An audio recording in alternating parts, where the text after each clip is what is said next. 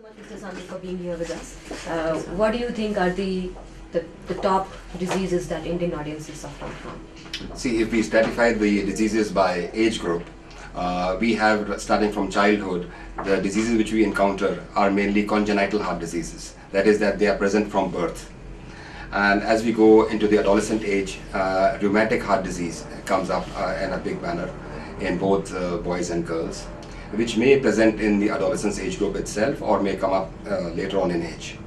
And as we go into adulthood, young adulthood, usually they are free from heart disease. But lately, because of the rapid urbanization and adoption of Western style of living with working hours which are not consistent with the normal, younger people are also developing heart diseases at an earlier age. And this also includes heart diseases of the ischemic heart disease, which that is commonly called as the heart attacks, which leads to heart attacks. We see it commonly now in younger age groups at around 25, 29 also.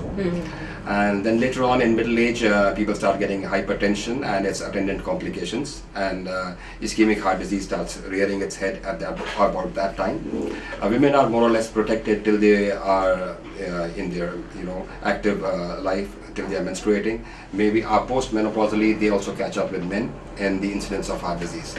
So looking at this whole spectrum, if you see in numbers, ischemic heart disease is the number one, which is the disease which causes blockages in your arteries and leads to heart attacks. And this is the one which we target commonly. The pediatric cardiology friends target the children and for the congenital heart diseases and the rheumatic heart diseases.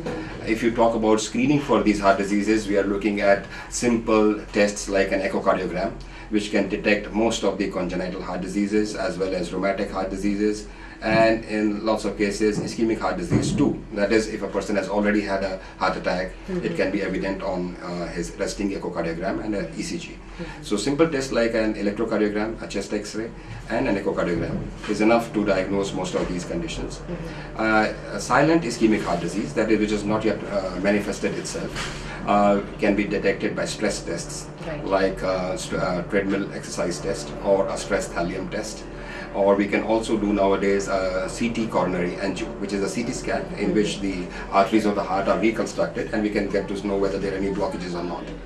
That test is specifically has a very good negative predictive value. That means if it is not normal, it is normal, and we don't need to act on it.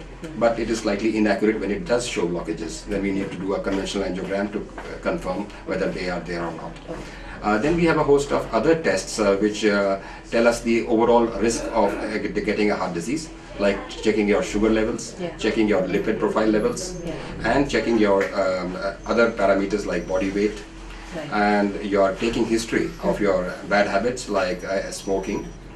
So all these play a combined factor into overall risk assessment of a cardiac patient. So we factor in all these other tests also in the risk assessment for heart disease.